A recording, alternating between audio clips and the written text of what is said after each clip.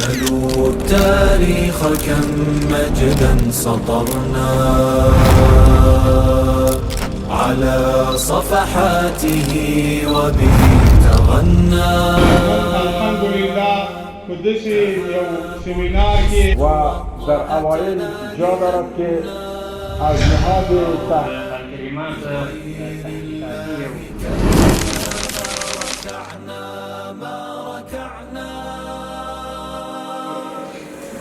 دومره ګټه دې خلکو کړه د صنعت په برخه کې وه. دې خلکو له موږ صنعت زده کړه، د ورېښمو اوبدلې له موږ نه زده کړل، د سپینو زرو صنعت یې له موږ نه زده کړه، دغسې د قالینو دغسې په نورو برخو کې صنعت دې خلکو له موږ نه زده کړی دی. اروپا ته یوړ، هلته دوی عملي کړ، بېرته هغه خپل تجارت چې له موږ نه زده کړی و د موږ په خلاف یې وکاراوه. هماغه چې دوی په اقتصادي لحاظ باندې مخې ته ولاړل او اسلامي امت دا په اقتصادي لحاظ باندې هم کمزوري شول. درېیمه ګټه په علمي ډګر کې دې خلکو وکړله.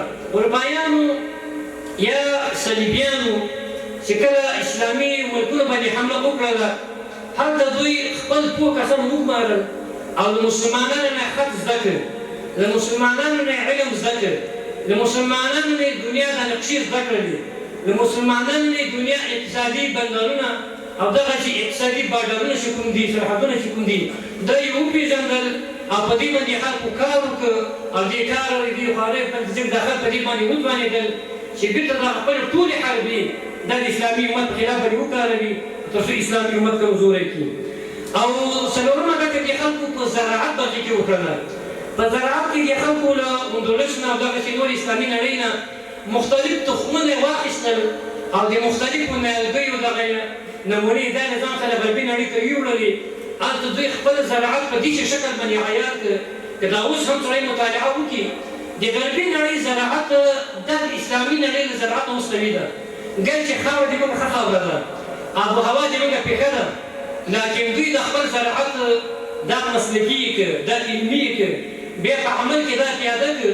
ځکه اوس هم په زراعتي لحاظ باندې غربي نړۍ دا د اسلامي امت او د اسلامي نړۍ سره څنګه ده دا غښتلې ده.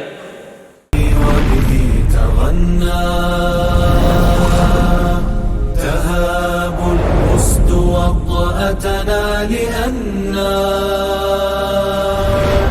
لغير الله كلا ما